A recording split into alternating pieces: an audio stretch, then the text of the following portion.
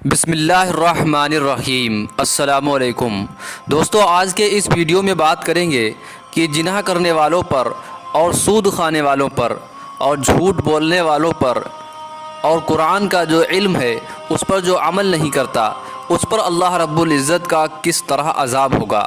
دوستو اس لیے اس ویڈیو کو پورا دیکھیں۔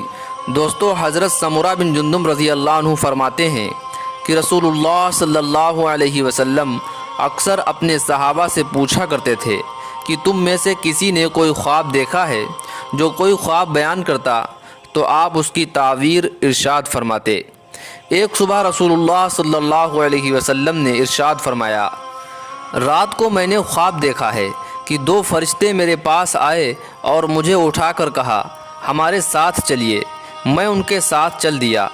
ایک شخص پر ہمارا گزر ہوا جو لیٹا ہوا ہے اور دوسرا اس کے پاس پتھر اٹھائے کھڑا ہوا ہے، اور وہ لیٹے ہوئے شخص کے سر پر زور سے پتھر مارتا ہے جس کی وجہ سے اس کا سر کچل جاتا ہے اور پتھر لڑھک کر دوسری طرف چلا جاتا ہے۔ یہ جا کر پتھر اٹھا کر لاتا ہے، اس کے واپس آنے سے پہلے اس کا سر بالکل صحیح جیسا پہلے جیسا تھا ویسا ہی ہو جاتا ہے۔ پھر وہ اسی طرح پتھر مارتا ہے اور وہی کچھ ہوتا ہے جو پہلے ہوا تھا۔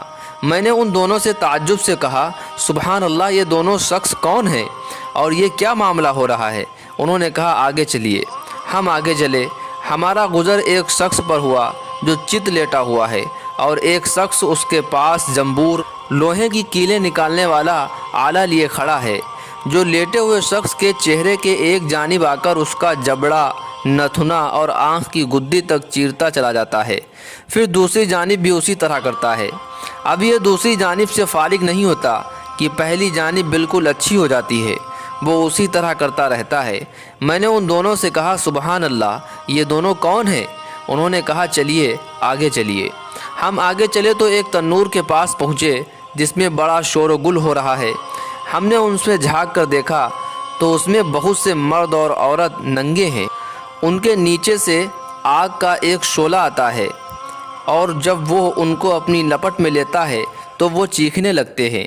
میں نے ان دونوں سے پوچھا یہ کون لوگ ہیں؟ انہوں نے کہا چلیے آگے چلیے۔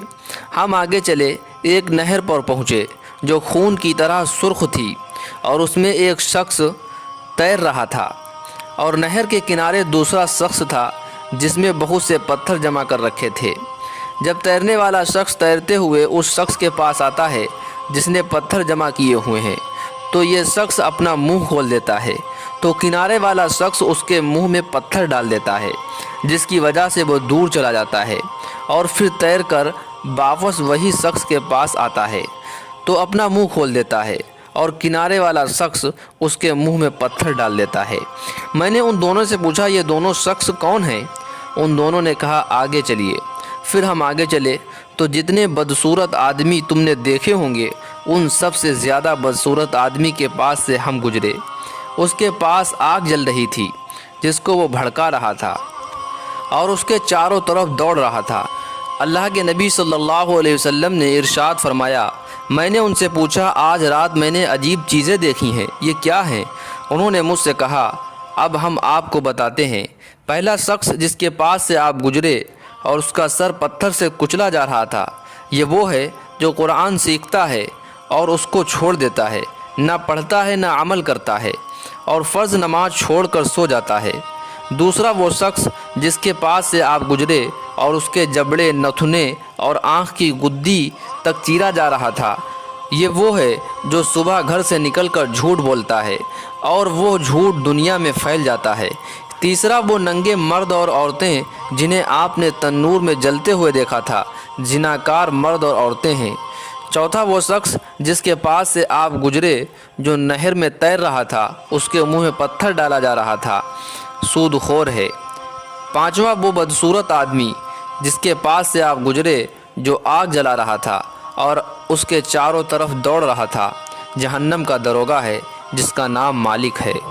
دوستو نبیوں کے خواب وہی ہوتے ہیں اور سچے ہوتے ہیں، اور یہ سب عذاب جو اللہ کے نبی محمد صلی اللہ علیہ وسلم کو دکھلائے گئے یہ سچ ہیں کہ جھوٹ بولنے پر اور جناح کرنے پر اور سود کھانے پر اور قرآن جو پڑھا ہے یا جس کو علم ہے اس پر جو عمل نہیں کرتا اس کے لیے کتنے خطرناک عذاب اللہ کے یہاں ہوں گے۔ اس لیے ہم سب بھی اللہ رب العزت سے دعا کریں کہ اللہ رب العزت ہم سب کو نیک عمل کرنے کی توفیق عطا فرمائے، اور یہ جو چیزیں خواب میں دکھائی دیں اور جو عذاب ہوئے، اللہ رب العزت ان سب کاموں سے ہم سب کو بچنے کی توفیق عطا فرمائے۔ دوستو ویڈیو اچھا لگا ہے تو لائک اور شیئر ضرور کر دیں۔ اسی طرح کے اسلامک ویڈیوز کے لیے ہمارے چینل پیغام ٹی وی کو سبسکرائب کر لیں۔ السلام علیکم ورحمۃ اللہ وبرکاتہ۔